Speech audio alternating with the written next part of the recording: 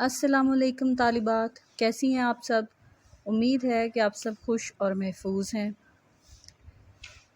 پیاری پیاری طالبات، اب ہم اپنے اسٹڈی سیشن کا آغاز کریں گے آن لائن، اور آج سے ہم اپنے حصہ نثر کا آغاز کریں گے، یعنی سبق پڑھنا شروع کریں گے۔ فرسٹ ایئر کی طرح سیکنڈ ایئر میں بھی نثر کی مختلف اصناف میں سے اسباق لیے گئے ہیں۔ مثلاً مضامین ہیں، خاکے، افسانے اور ڈرامے آپ کے نصاب میں شامل ہیں۔ ہمارے پہلے سبق کا نام ہے مناقب عمر بن عبدالعزیز۔ مناقب منقبت کی جمع ہے، جس کا مطلب ہے خوبی۔ مناقب عمر بن عبدالعزیز یعنی عمر بن عبدالعزیز کی خوبیاں۔ عمر بن عبدالعزیز کا تعلق بنو امیہ کے خاندان سے تھا۔ سلاطین بنو امیہ کے پہلے خلیفہ حضرت امیر معاویہ تھے، اور عمر بن عبدالعزیز 8ویں اموی خلیفہ تھے، اور ان کا عہد حکومت 717 سے 720 تک تھا۔ اس مختصر دور حکومت کو سلاطین بنو امیہ کا سنہرا دور کہا جاتا ہے۔ اس سبق کے مصنف کا نام علامہ شبلی نعمانی ہے۔ علامہ شبلی نعمانی صاحب شاعر تھے اور تاریخ نگار تھے اور سوانح نگار تھے، اور ان کو عربی، فارسی اور اردو پر عبور حاصل تھا۔ ان کی جو اہم تصانیف ہیں ان میں الفاروق، سوانح مولانا روم، سیرت النعمان، الغزالی، موازنہ انیس الدبیر اور شعر العجم وغیرہ شامل ہیں۔ اور ان کی بہت اہم تصنیف سیرت النبی تھی، ان کی آخری تصنیف تھی جس کو وہ مکمل نہیں کر پائے تھے، اور بعد میں ان کے شاگرد سید سلیمان ندوی صاحب نے اس کو مکمل کیا تھا۔ اس سبق کے پہلے صفحہ پر آپ علامہ ابن جوزی کا نام پڑھیں گے، جو کہ مشہور محدث تھے۔ ان کا تعلق بغداد سے تھا، وہ مورخ بھی تھے۔ انہوں نے حضرت عمر فاروق رضی اللہ تعالیٰ عنہ اور عمر بن عبدالعزیز رحمۃ اللہ علیہ کے حالات پر کتاب لکھی تھی جس کا نام سیرت الامرین تھا۔ ان کا پورا نام عبدالرحمن الجوزی تھا۔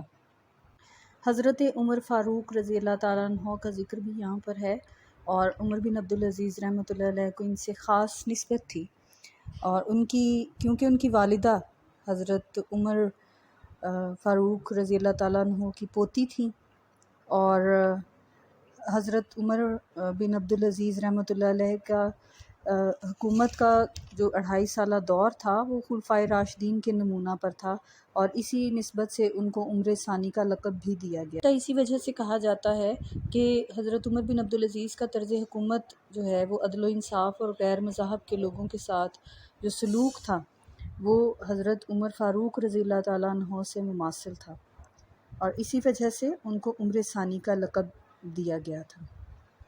حضرت عمر بن عبدالعزیز کا دور سلاطین بنو امیہ کے سنہری دور میں گنا جاتا ہے، یعنی بہت خاص دور تھا جس میں طرز حکومت بالکل بدل گیا، پرانی روایتوں کو بدل دیا گیا، کیونکہ عمر بن عبدالعزیز کو مذہب کی مجسم تصویر کہا گیا ہے۔ شبلی نعمانی ان کو کہتے ہیں کہ مذہب کی مجسم تصویر تھے، کیونکہ انہوں نے قرآن و سنت کی پیروی کرتے ہوئے تمام غلط روایتوں کو ختم کیا، اور خلفائے راشدین کے نمونہ پر چلتے ہوئے اسلام کے اصولوں کے مطابق حکومت کی تھی۔ اسلام نے غیر مذہب والوں سے جس طرح کا رویہ اور سلوک رکھنے کا حکم دیا ہے، حضرت عمر بن عبدالعزیز رحمۃ اللہ علیہ کا رویہ اور طرز عمل غیر مذاہب کے لوگوں کے ساتھ یعنی عیسائیوں اور یہودیوں کے ساتھ ویسا ہی رہا۔ اب ہم اپنے سبق کو پڑھنا شروع کریں گے۔ مناقب عمر بن عبدالعزیز۔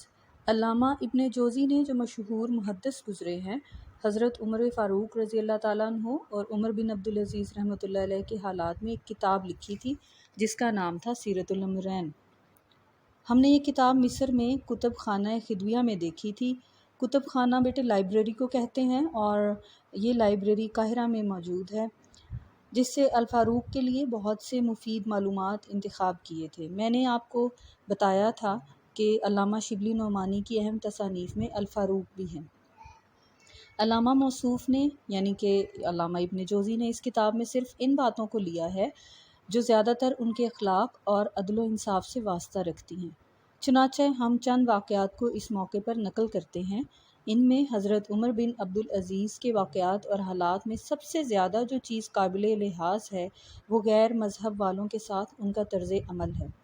عمر بن عبدالعزیز مذہب کی مجسم تصویر تھے۔ مذہبی حیثیت سے ان کو عمر ثانی کا لقب دیا گیا ہے، اس لیے غیر مذہب والوں کے ساتھ ان کا جو طرز عمل تھا وہ ان کی شخصی حالت نہیں بلکہ مذہب اسلام کا اصلی طرز عمل ہے۔ اور ان واقعات میں سے ہم مختلف واقعات یہاں پر انہوں نے درج کیے ہیں علامہ شبلی نعمانی نے، اور اس سبق میں نے آپ کو بھیجا تھا، وہاں آپ نے پڑھے ہوں گے۔ ہم ایک ایک لائن کو تو یہاں پر ڈسکس نہیں کر سکتے، لیکن اوورآل میں آپ کو بیٹا بتاؤں گی۔ اب پہلے پیراگراف میں ہی آپ دیکھیں کہ یہاں پر انہوں نے بتایا ہے کہ عمر بن عبدالعزیز کو مذہب کی مجسم تصویر اس لیے کہا جاتا تھا کہ ان کا طرز عمل بالکل مذہب اسلام کے مطابق تھا۔ اور پھر انہوں نے مختلف واقعات یہاں پر درج کیے ہیں، جن میں ہم دیکھتے ہیں کہ پہلا واقعہ جو ہے ایک ہمس کا رہنے والا عیسائی تھا، اور اس کے ساتھ انصاف کا واقعہ ہے کہ اس کی شکایت پر عمر بن عبدالعزیز نے خلیفہ ولید بن عبد الملک کے بیٹے، خلیفہ ولید بن عبد الملک چھٹے اموی خلیفہ تھے، ان کے بیٹے عباس نے زمین پہ قبضہ کیا ہوا تھا، لیکن عمر بن عبدالعزیز رحمۃ اللہ علیہ نے فیصلہ جو ہے وہ عیسائی کے حق میں دیا، کیونکہ وہ بطور جاگیر عباس کو دیا گیا تھا، تو اس جاگیر کے اوپر ان کا حق نہیں بنتا تھا۔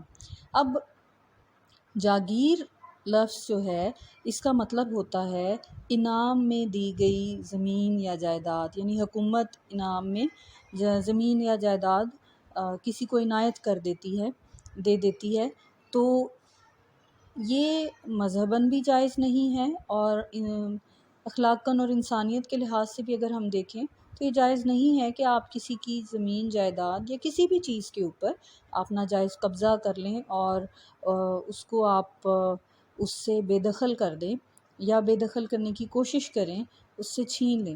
تو یہ مختلف واقعات ہیں، پہلا واقعہ میں نے آپ کو بتایا ہے، اور پھر اس کے بعد ہم اسی سبق میں یہ دیکھتے ہیں کہ عمر بن عبدالعزیز نے سلاطین بنو امیہ کی ان کارروائیوں کو مٹانے کی کوشش کی تھی، اور ان کا یہ بہت بڑا کارنامہ ہے کیونکہ وہ خود اس خاندان سے تعلق رکھتے تھے۔ تو انہوں نے یہ جو جاگیریں دی گئی تھیں، اور سلاطین تیموریہ کے زمانے سے ہی یہ روایت آ رہی تھی، اور شہزادوں کو گاؤں اور شہر کے شہر، صوبے کے صوبے جو ہے وہ تحفہ انعام میں دے دیے جاتے تھے۔ تو عمر بن عبدالعزیز نے تخت خلافت پر بیٹھتے ہی ان کارروائیوں کو سب سے پہلے ختم کرنے کی کوشش کی، اور اب حالانکہ ان کا خاندان جو ہے ان کارروائیوں سے ظاہر ہے خوش نہیں تھا، اور ان کی مخالفت مول لے کر عمر بن عبدالعزیز نے یہ سارا کام کیا، یہ جاگیریں واپس لوٹائیں، بہت کوشش کی گئی کہ ان کاموں کو روکا جا سکے۔ عمر بن عبدالعزیز نے بہت مختصر عرصہ میں حکومت کرتے ہوئے ان ساری کارروائیوں کو ختم کرنے کی کوشش کی، اور انہوں نے وہ تمام زمینیں اور جاگیریں جو ہیں لوگوں کو واپس لوٹائیں، اور جاگیروں کے جو کاغذات تھے ان کو انہوں نے کتر کر، یعنی کینچی سے کتر دیا تاکہ وہ دوبارہ کسی بھی طرح سے استعمال ہی نہ کیے جا سکیں، اور انہوں نے ان کو ختم کر دیا۔ اور اسی طرح سے پھر ہم دیکھتے ہیں کہ ابن سلیمان کا ذکر آتا ہے، اور وہ ان کو بہت عزیز رکھتے تھے، لیکن اس کے باوجود انہوں نے ابن سلیمان سے جاگیر لے کر عام مسلمانوں کو زمین واپس کر دی۔ یہ سب کچھ انہوں نے ایسے عدل و انصاف سے کیا کہ بالکل خلافت راشدہ کے دور جو ہے اس کی یادیں تازہ کر دیں۔ اس کے علاوہ رعایا کی کوئی سنوائی نہ تھی، کہیں پر وہ ان کی سنوائی نہ تھی، اور ان پر ظلم و ستم ہوتا تھا، اور ان کو بولنے کی بھی اجازت نہ تھی، اور اسی طرح کوئی وہ تنقید نہیں کر سکتے تھے حکمرانوں کے اوپر۔ تو عمر بن عبدالعزیز نے لوگوں کو مقرر کیا ہوا تھا، 2 لوگوں کو مقرر کیا تھا کہ وہ ان کو کوئی غلط فیصلہ کرنے پر ٹوک دیں، اور اس وجہ سے عام لوگوں کو بھی یہ جرأت حاصل ہوئی کہ وہ عمر بن عبدالعزیز کے اقوال و افعال پر نکتہ چینی کر سکتے تھے، اور اپنے استحصال پر وہ بول سکتے تھے، یعنی کہ عمر بن عبدالعزیز کا انداز جو تھا وہ جمہوری تھا، وہاں پر کسی کو بھی کسی پر کوئی سبقت حاصل نہ تھی، اور اس سلسلے میں مسلم غیر مسلم میں کوئی فرق روا نہیں انہوں نے رکھا تھا۔ عمر بن عبدالعزیز کی حکومت جن اصولوں پر قائم تھی اس کا اطلاق صرف عام لوگوں پر ہی نہیں تھا بلکہ ان کی ذاتی زندگی پر بھی تھا۔ وہ نہایت سادہ زندگی گزارتے رہے، یہاں تک کہ وہ عام مسلمانوں کے لنگر خانے سے کھانا کھاتے تھے اور اس کا 1 درہم بھی ادا کیا کرتے۔ انہوں نے اپنی قبر کے لیے جو جگہ پسند فرمائی تھی وہ کسی عیسائی کی تھی اور انہوں نے وہ جگہ خریدنی چاہی، مگر اس عیسائی نے کہا کہ امیر المومنین مجھے قیمت کی ضرورت نہیں، مگر عمر بن عبدالعزیز نے 30 دینار دے کر وہ زمین خرید لی۔ 30 دینار یعنی 30 سونے کے سکے دے کر وہ جگہ خرید لی۔ انہوں نے اموی حکمرانوں کے برعکس دولت اکٹھی نہیں کی بلکہ جس وقت انتقال فرمایا اس وقت صرف اور صرف ترکے میں 17 دینار چھوڑے تھے، جن میں سے تجہیز و تکفین کے بعد صرف اور صرف 10 دینار ان کے بچوں میں تقسیم کیے گئے۔ تو بیٹا یہ تھا ہمارا پہلا سبق، اور آپ لوگوں نے امید ہے کہ اس کی ریڈنگ بھی کی ہوگی۔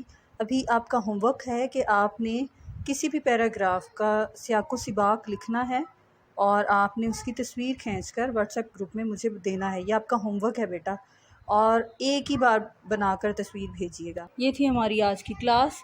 خوش رہیے اور اپنے گھر والوں کو بھی خوش رکھیں۔ اللہ حافظ۔